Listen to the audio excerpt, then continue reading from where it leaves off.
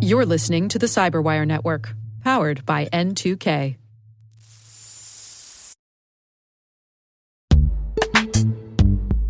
AI is making phishing attacks faster, more convincing, and harder for people to spot, and traditional security awareness and phishing training weren't designed for this level of attack. HawksHunt helps security teams prepare employees for the attacks they face every day with personalized phishing training that adapts to each employee and reduces risky behavior over time. For IT and security leaders looking to strengthen their human layer of defense without adding more manual work, visit hawkshunt.com/cyberwire to learn more. That's HOXHUNT.com/cyberwire.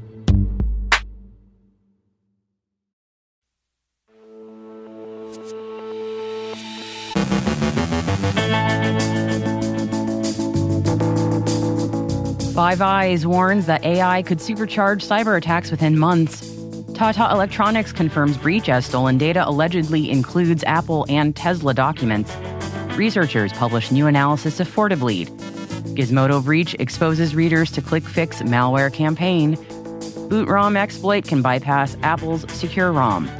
Scattered Spider members plead guilty in the UK. Attackers exploit Gravity SMTP flaw to harvest secrets from WordPress sites.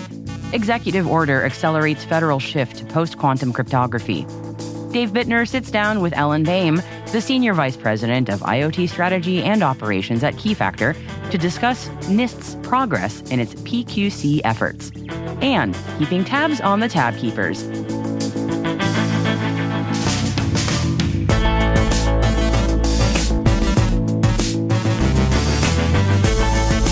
Today is Tuesday, June 3rd, 2026. I'm Maria Varmazes, in for Dave Bittner, and this is your CyberWire Intel Briefing.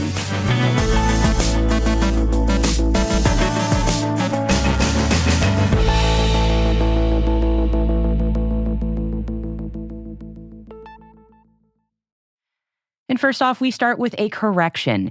Yesterday's podcast incorrectly stated that ReliaQuest was a victim of the Clue supply chain attack campaign. ReliaQuest discovered the attack and reported it to Clue, but the company itself does not use Clue and was not affected. We apologize for the error. Let's dive into our intel briefing now. First up, the Five Eyes Intelligence Alliance, made up of the United States, United Kingdom, Canada, Australia, and New Zealand, is warning that the next generation of AI models could dramatically reshape the cyber threat landscape in a matter of months, not years. In a rare joint statement, officials said so-called frontier AI models are expected to accelerate both offensive and defensive cyber capabilities, enabling attackers to identify vulnerabilities, develop exploits, and conduct sophisticated operations at unprecedented speed. The alliance urged organizations to focus on cybersecurity fundamentals, including rapid patching, reducing unnecessary internet exposure, and strengthening resilience before AI-driven attacks become more common. At the same time, the agencies encourage defenders to adopt AI tools of their own to improve threat detection and incident response. And in related news, a new report is fueling debate over the cybersecurity capabilities of advanced AI systems. According to remarks attributed to Senator Mark Warner, NSA officials described a red team exercise in which Anthropic's experimental Mythos model was able to compromise almost all targeted classified systems in hours rather than weeks. The claim has circulated widely, though outside experts caution that the statement lacks public technical details and may oversimplify what occurred in a controlled testing environment. Tata Electronics, a major supplier to Apple and Tesla, has confirmed a cybersecurity incident affecting some of its systems after threat actors claim to have stolen more than 630 gigabytes of data. Researchers who reviewed the leak say it contains over 200,000 files, including what appear to be Apple manufacturing specifications, Tesla engineering documents, employee records, emails, and operational data. Tata says the breach has not disrupted business operations, while Apple is reportedly investigating. SOCRadar yesterday published an updated analysis of the FortiBleed campaign that's targeted more than 430,000 Fortinet FortiGate devices since February 2026. SOCRadar attributes the operation to a financially motivated initial access broker, or IAB, likely based in Russia. The threat actor first gains administrative access to the FortiGate firewalls via credential stuffing and brute force attacks, then deploys a tool dubbed FortiGate Sniffer, which is designed to collect clear text and hashed credentials from traffic passing through compromised devices. SOCRadar says that this tool abuses the FortIOS Diagnose Sniffer packet command across 24 protocols, distributed GPU cracking through Hashtopolis and Hashcat, and session cookie replay for persistent access. SOCRadar found that the FortiBleed campaign used FortiGate Sniffer and other tools to harvest more than 110 million credentials. Visitors to the technology news site Gizmodo were briefly exposed to a ClickFix malware campaign after attackers compromised the publication's content management system. The malicious code displayed fake verification prompts that attempted to trick readers into copying and running commands on their own computers, which is a hallmark of the increasingly popular ClickFix social engineering technique. Gizmodo removed the malicious content after discovering the compromise. Researchers at Paradigm Shift have disclosed a new exploit affecting Apple's SecureROM, which is the foundational code of Apple's secure boot chain on iPhones, according to a new report from Security Week. The exploit, dubbed USB Lighter 8, chains a hardware bug in the USB controller and a configuration flaw in the device firmware. The exploit is effective against iPhones with A12 and A13 chips, including iPhone XS, XR, and 11.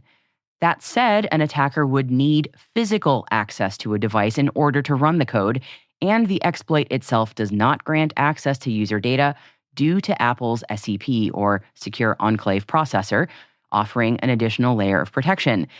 The researchers say that the exploit does not affect SEP itself, but it opens up wider attack vectors to compromise the Secure Enclave. Security Week notes that such an exploit could be useful for forensic vendors. Two British men, 20-year-old Talha Jubair from East London and 18-year-old Owen Flowers from the West Midlands, pleaded guilty yesterday to their involvement in the Scattered Spider criminal gang, according to the record. The two were arrested in 2024 following a notable cyber attack against Transport for London. The UK's National Crime Agency said in a statement, the pair compromised Transport for London, or TfL's network, forcing all 28,000 employees to attend a TfL office for a password reset. The organization suffered a reported £29 million in loss and recovery costs. Data from TfL's Oyster refunds system was accessed, and the incident also affected TfL's customer refund system, leaving some out of pocket for much longer than usual. It also closed down the application system for Oyster photo cards for children and young people. WordFence is warning that attackers are actively exploiting a vulnerability in the Gravity SMTP WordPress plugin, which is installed on roughly 100,000 websites. The flaw, tracked as CVE 2026-4020, allows unauthenticated attackers to access detailed system reports containing server information, plugin inventories, and potentially sensitive credentials, including API keys and authentication tokens. Researchers have observed millions of exploitation attempts in recent weeks. Site administrators are being urged to update to Gravity SMTP version 2.1.5 or later, rotate any exposed credentials, and review logs for signs of compromise. President Trump has signed an executive order aimed at speeding the U.S. government's transition to post-quantum cryptography, recognizing the growing threat that future quantum computers could pose to today's encryption standards. The order moves up federal migration timelines, with key government systems expected to adopt quantum-resistant cryptography by 2030 and 2031.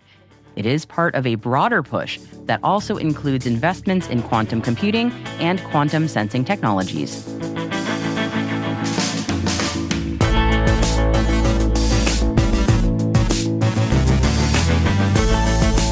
After the break, Dave Bittner welcomes Ellen Boehm, Senior Vice President of IoT Strategy and Operations at Keyfactor, for a discussion on NIST's post-quantum cryptography efforts. And keeping tabs on the tab keepers. Stay with us.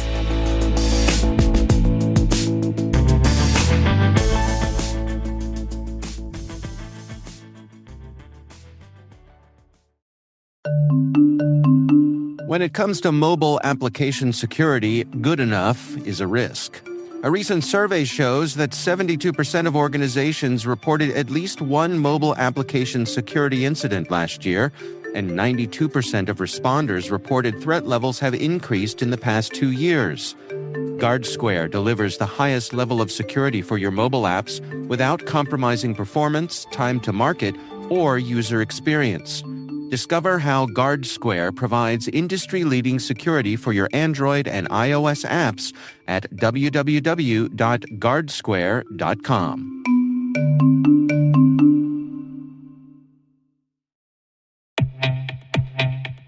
What's the one thing in business that's spreading as fast as AI? AI risk. Every new tool your team signs up for, every vendor that turns on AI features, every new integration, each one creates another opportunity for something to go wrong. And most security programs just weren't built for AI's pace of growth. Enter Vanta. Vanta is the #1 agentic trust platform, used by more than 16,000 fast-moving companies like Ramp, Cursor, and Harvey to help ensure they're always audit-ready. And now, Vanta is helping companies watch for the risks that show up between audits, across vendors, AI tools, and their entire environment. The Vanta agent works like a 24/7 GRC engineer in the background, finding issues, drafting fixes, and cutting vendor assessment time by up to 50%. Whether you're a fast-growing startup or a global enterprise, Vanta is here to help you automate your security and compliance and earn and prove trust. Get started today at vanta.com/cyber. That's VANTA.com/cyber.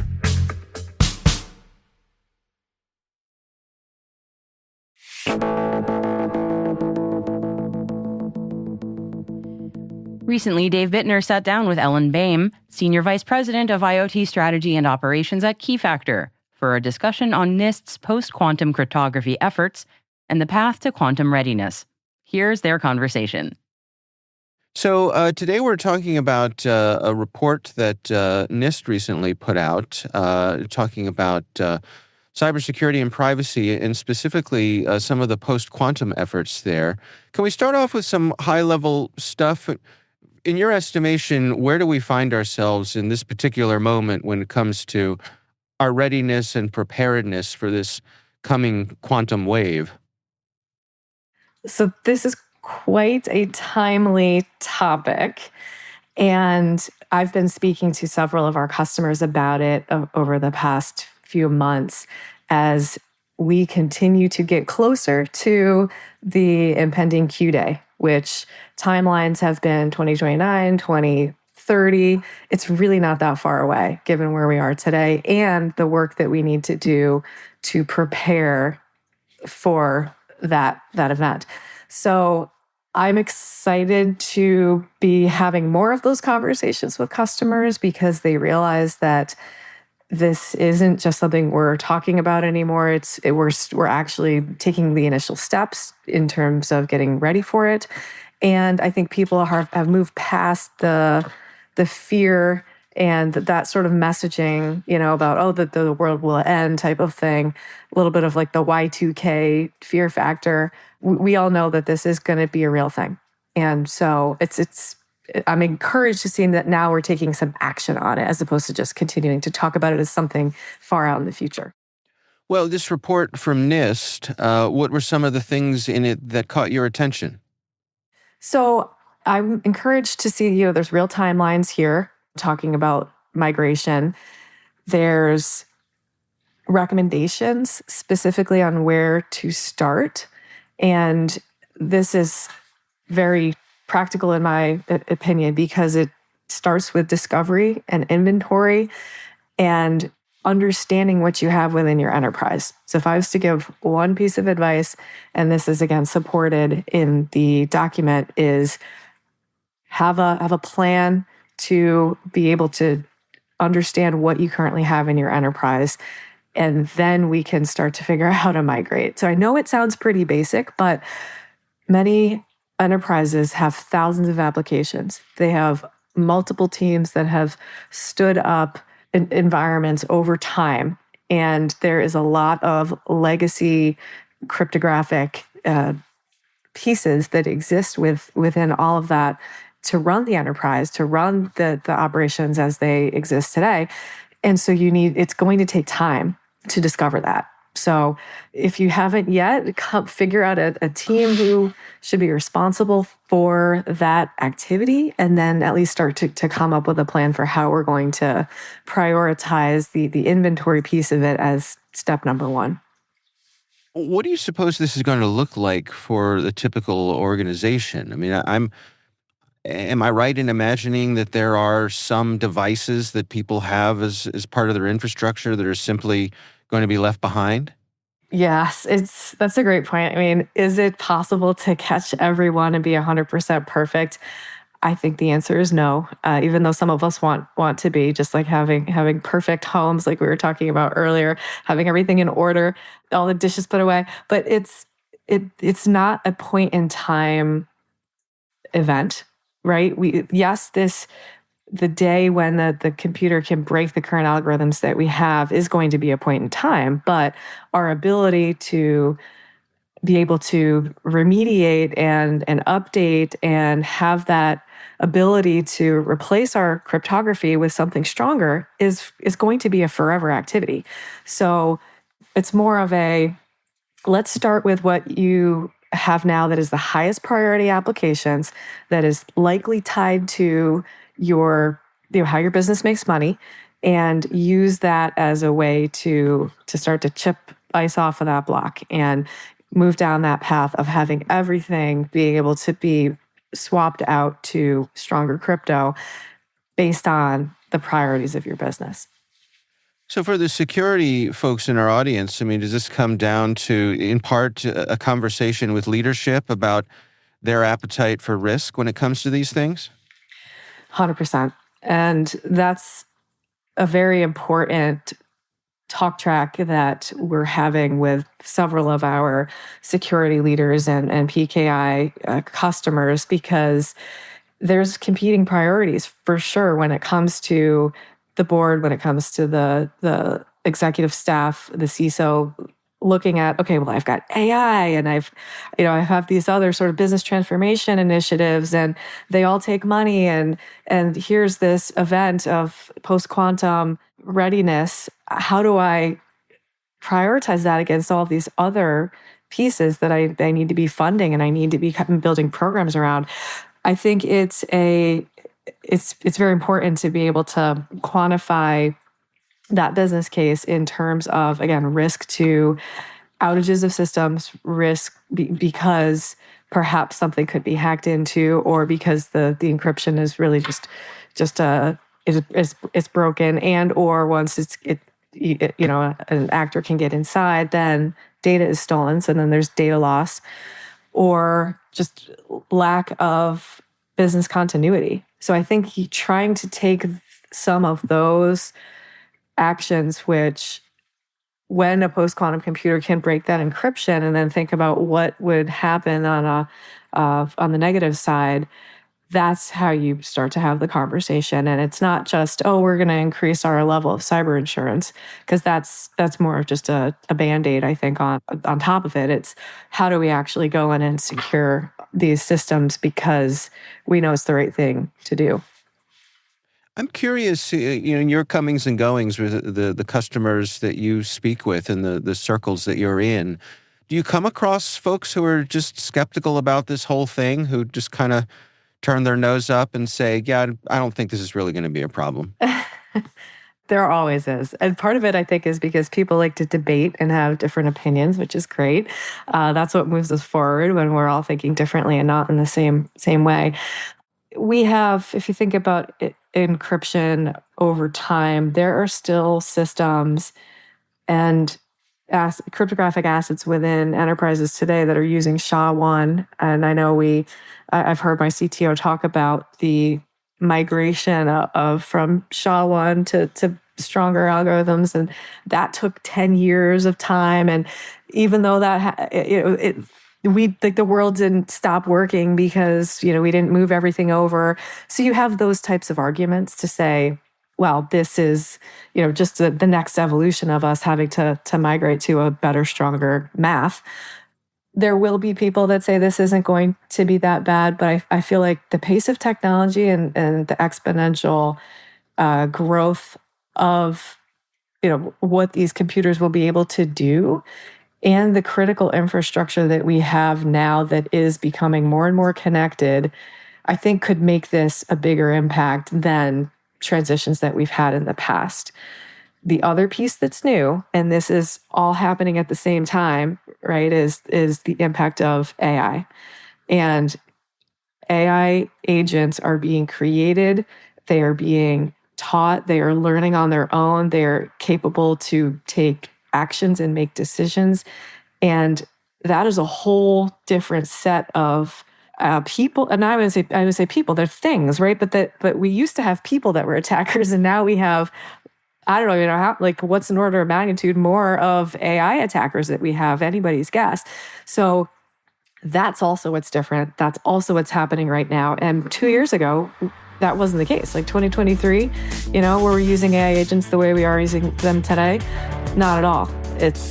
That has hugely changed the risk landscape and why we need to think about this more seriously right now.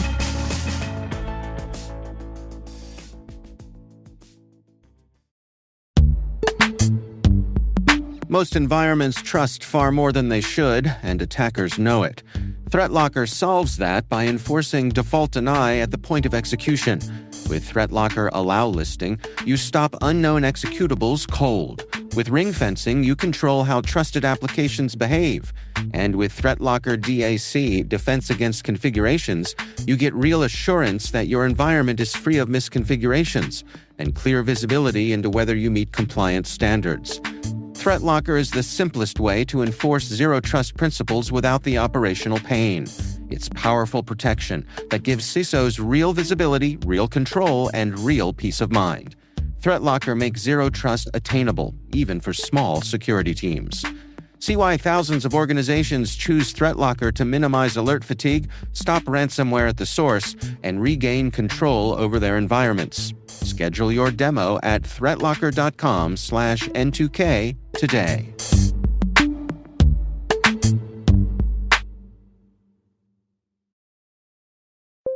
When you need to build up your team to handle the growing chaos at work, use Indeed Sponsored Jobs. It gives your job post the boost it needs to be seen and helps reach people with the right skills, certifications, and more. Spend less time searching and more time actually interviewing candidates who check all your boxes. Listeners of this show will get a $75 sponsored job credit at Indeed.com/podcast. That's Indeed.com/podcast. Terms and conditions apply. Need a hiring hero? This is a job for Indeed Sponsored Jobs.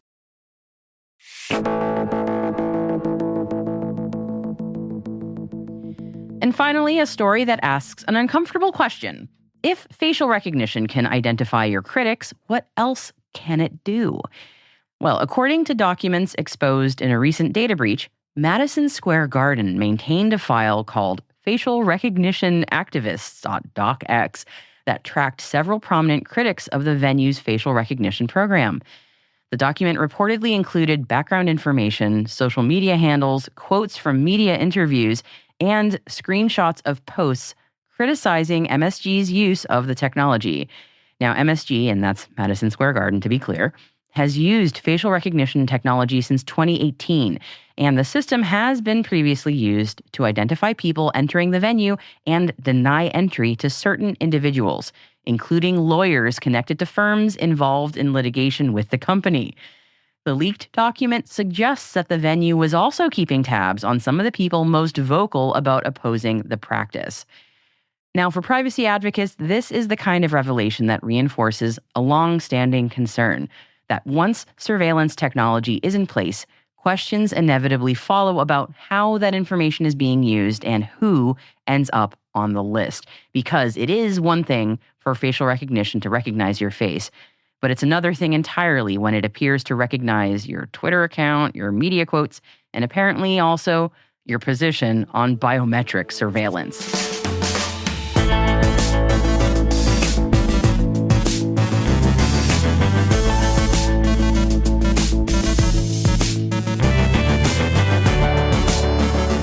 And that's the CyberWire Daily, brought to you by N2K CyberWire.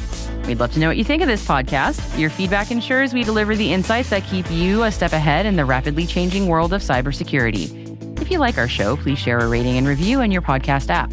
Please also fill out the survey in the show notes or send an email to cyberwire@n2k.com. N2K's lead producer is Liz Stokes. We are mixed by Trey Hester, with original music and sound design by Elliot Peltzman. Our executive producer is Jennifer Iben. Peter Kilpie is our publisher, and I'm host Maria Varmazis in for Dave Bittner this week. Thank you for listening. We'll see you tomorrow.